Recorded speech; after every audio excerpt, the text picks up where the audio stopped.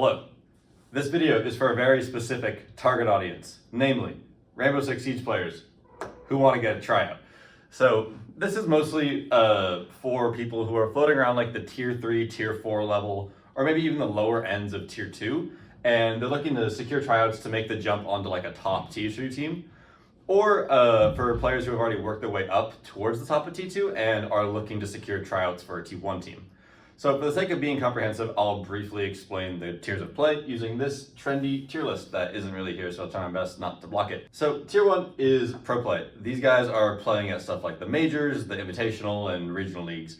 This is like your Shikos, your Stompins, your Herdses, etc. Now, tier 2 is official Ubisoft events that are not these ones. So these feed into tier 1 either through relegations or just by scouting talent. This is stuff like Element, Challenger Series, South Breach. The major quals also like kind of count here if you do good enough, and same with the Spoit Contender Series if he ever does that again. Now, tier 3 is your community leagues that tend to get a couple tier 2 teams invited and or like playing the quals between the gaps in like official events like during the Challenger League or Element off season. This is like your Xenon XGS, your Blitz, and like OCS. OCS might be T4, and they haven't done like Crucible in a while, but XGS right now is the big one in NA and like whatever they got going on in the other regions.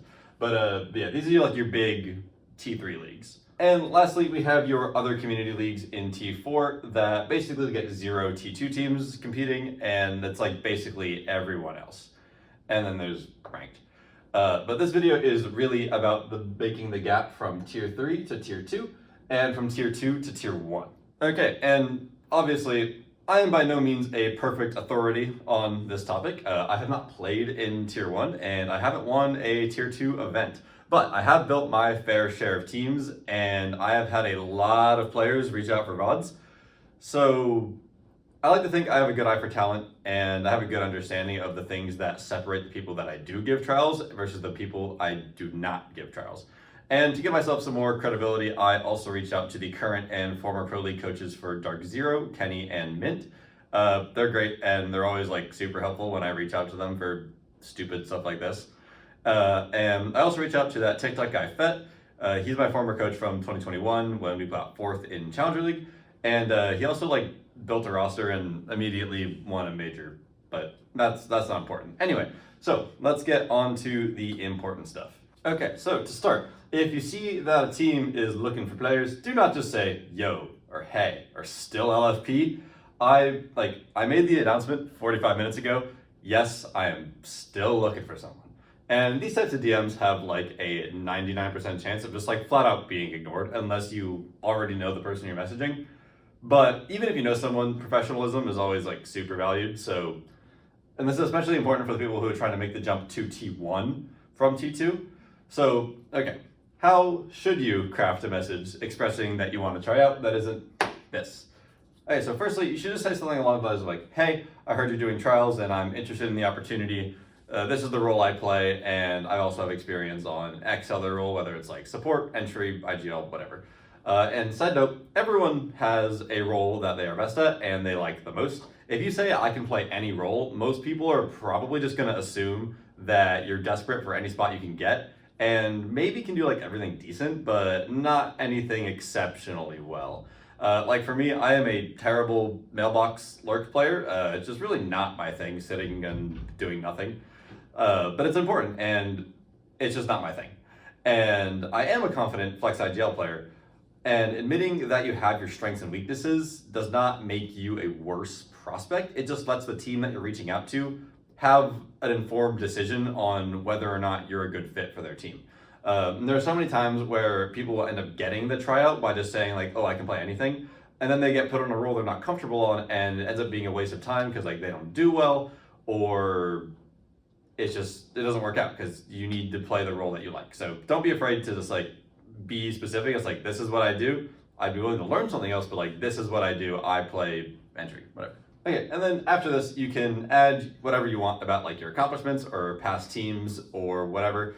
Just remember that like they don't owe you anything. You aren't owed a tryout for any team, and you're asking something of the other person. So just like be respectful and be professional, and don't take it too personally if they say no. Get that one a lot. All right, the next important thing you need to include is to send a VOD. And if you don't know, VODs are just like recordings of your perspective during either a practice or a scrim. And they're the most important thing in determining whether or not you're gonna get a tryout for like a good, serious team. Most people just do an unlisted YouTube stream through OBS or Streamlabs and save the links to send over. Even if you aren't looking for tryouts, like you should still be VODing all of your scrims, with very few exceptions if you have like a really weak PC or bad internet. And ideally all of your match days as well if your PC can handle it, just because it's very good for just your own benefit and being able to VOD review yourself. Okay, first of all, kills, unfortunately, do not matter at all. So many people think that if they send a VOD of them dropping like 20 kills, then they're automatically going to get a tryout. In reality, like really no one cares. Especially when you're asking T1 teams, like the number of kills you get basically doesn't matter. Even better are the people who just like send clips instead of sending a VOD. It's like, oh, I'm so smart, can you try me out? Like, no, that's why I ask people for VODs. I need more than your clips. There's a lot more going on in the VODs than just the kills you get and the gunfights you take. And there's a point where like, if you're really not getting enough kills, if you're like 0-11 every map, you're probably like not getting involved enough with their team to trade or just generally making poor decisions. But for the most part, like good teams could care less about how many kills you get in a scrim if your fundamentals look good.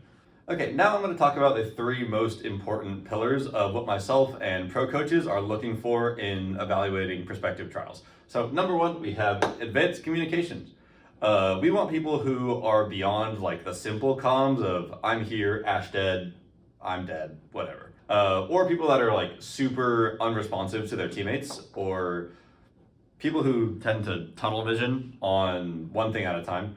Having advanced communication skills allow you to filter information as you receive it to make the best decision. And also, like, do you know what to communicate? When you first start playing, like people always say just like calm everything you do. It's not always true once you get to a certain point.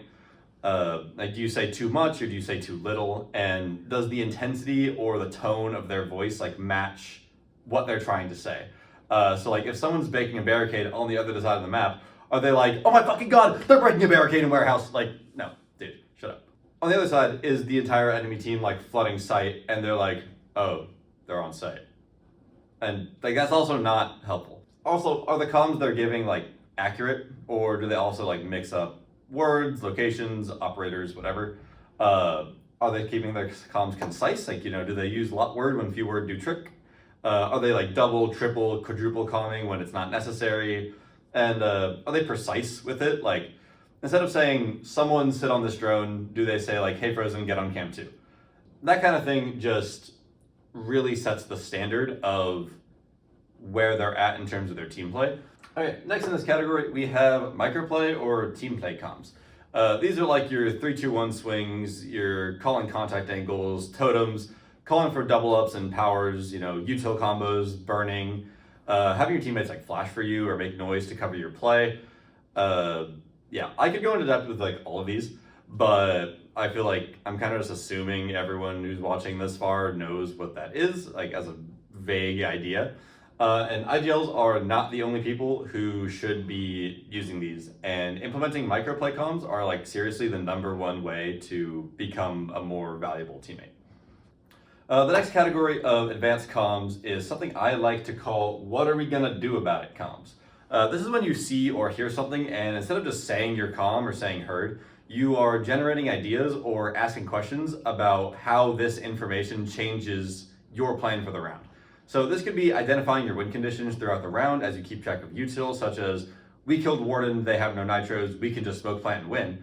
Or conversely, if you're on defense, like our Warden is dead, we have no nitros, we need to press up so they can't just do a smoke plant execute, you know what I mean? So really just thinking one step further about the information you're getting and what you're seeing in the round. I'll touch more on that in a little bit too. I briefly want to talk about something that Mint brought up as well, which is role-specific comms. In a perfect world, every player is responsible for certain aspects of the round to kind of like ease the pressure off the IGL a little bit. Your mailbox player tends to be responsible for managing flight cams, your anchors are responsible for calling gaps in your site and tracking what weaknesses exist. Entries are responsible for like asking for cut drones, and your lurk players should be communicating weak points on attack. If you are the IGL, information coming from your role players is critical in determining whether or not you want to stick with your current plan or pivot off to do something based on what your teammates say. So if you are one of those role players, like making sure you are on top of the things that you need to be on top of is just super helpful and makes you look really good. Okay, so pillar number 2 is attitude. What is their tone and attitude when things go wrong in a round? Are they constantly nitpicking when their teammates mess up, or are they overly complaining when they miss a shot? And what happens when their teammates do something good? Are they encouraging them? Are they hyping them up? And overall, does it seem like they're in like a positive, productive, constructive environment right now? And if they're not, then why is that? Is it because of the energy that they bring into the comms, or is it something else? Tone and attitude are also super important when receiving feedback and giving feedback to current teammates. This is another part of why full VODs are so important, and clips are just not that telling because they just don't show enough. Because oftentimes I'm really looking at what's happening in between rounds, since it's really just as telling as someone's abilities during the round. Beyond that, are they engaged in productive conversations between rounds? Do they say nothing or tab out whenever it's pick phase? Are they able to think critically about the rounds that they just played, or are they very outcome oriented? Do they think that every round that they win was good and every round that they lost was bad? Lots of players really oversimplify the reasons why they lost rounds, because instead of looking at the bigger picture, many of them say oh, I lost because I lost this gunfight, or maybe they didn't actually lose because of the gunfight, but they lost because they didn't coordinate with their teammate next to them to trade off when they took that gunfight, and they just started taking solo fights instead. So the ability to engage in honest reflection is one of the most telling things that we look for when looking for a trial, and demonstrating that you're coachable and willing to give and receive feedback in a respectful way is what really sets you apart from a good T2 player to a tier 1 player. Work ethic is another piece that's super important. It's kind of hard to evaluate though, just without having firsthand experience with the player. You can sometimes kind of piece it together based on what they show in between rounds or in between maps of a scrim, just from their general community reputation. But this is where references from past teammates or coaches can kind of help fill that gap. And lastly, in this category, we have selflessness. This is one that Kenny suggested to me, which I didn't initially put into words, but is something that I do try to implement into my own game. So he talks about a player's tendency to be team-oriented or self-oriented. And he often measures this by looking at their use of collectivist language, to use a technical term. But it pretty much just means how often do they make an I statement versus a we statement when we're talking about the team? Can we work a flank? Can we just hit site? What could we have done differently in the round versus I just needed to hit my shots. I can make this play. And there's time and place for each of them, and it's very nuanced with what that really looks like. But it just generally could be an indicator towards how good or bad or how for the team this person would be, since they're either thinking about themselves first or the team first. Okay, so for our third and final pillar, we have proactivity and instincts. This is kind of in the same family as what are we going to do about it comms. Are people reading rounds accurately based on the information that they have and thinking about what they're doing, or are they just autopiloting? Are they taking gunfights on time, or are they being too aggressive or too timid in important spots? Do they just acknowledge what their teammates say? Or do they filter and analyze the information they're getting to influence how they're going to play the rest of the round? The information you give and receive should paint a picture for the round, and it's up to the player to decide what that picture looks like from the comms that they're getting, and decide that where they can be the most useful. For those of you who like chess, I like to think of this as peace activity almost. You want to put your knights in the middle so they can jump to the highest number of squares. How can you put yourself in a spot where you can do the most things based on all the information that you have? At higher levels, like IGL should not need to micromanage every player all the time, just because they should have the instincts and proactivity to make their IGL's job a lot easier. So for a quick example, say it's like bar games on Chalet and you're Warden on Blue Stairs and your teammates are calling stuff like Capital Library Repel, Nomad air jabbing the library, I hear a shield sight window. So if your smoke in stock is not already telling you this information should immediately paint the picture of like, hey, these guys are about to jump in and try for a plant. And I need to get into a spot either by pickle or in bar so I can stop the execute with my glasses and my nitro. And I should also call my roamer back from master side to come fill the gap that I'm leaving towards Ivy. And if everyone on the team is doing this, the other team's actions should kind of ripple through your entire roster as everyone's priorities shift ever so slightly. You don't want to move too much, obviously, but making sure that you are understanding what you're doing and then what you need to do if something happens, and trying to like pre-think through those situations rather than only being reactive, being proactive and thinking about this is what they could do based on what I know. I'm going to make sure I'm ready for it is super important, and something that really only comes through experience and just like playing the game and watching Pro League and seeing the patterns that kind of emerge from the rounds. So in conclusion, these are the big things that teams think about when deciding whether or not they want to trial someone, especially when it comes to unproven players. Advanced communication, attitude, and instinct/proactivity. And to be clear, there are probably 0 players in the entire world who are perfect at all of these things all of the time. And that's okay. What matters most is the coachability and the willingness to learn and admit that they are not already perfect. And just having all of these ideals in mind. I hope you found this educational and entertaining, and I hope this video can help you make the next big step in your career, or just, be able to get a little bit more out of your hobby, whether it's from tier 3 or tier 4 to tier 2, or from tier 2 to tier 1. Let me know if you think there's any other niche topics I should cover, and maybe I will. I might make like a super foundational one about how to like get started with competitive in general, but with my schedule, who knows? If it exists already, it'll be on screen right there, right now. And yeah, thanks for watching, and see ya.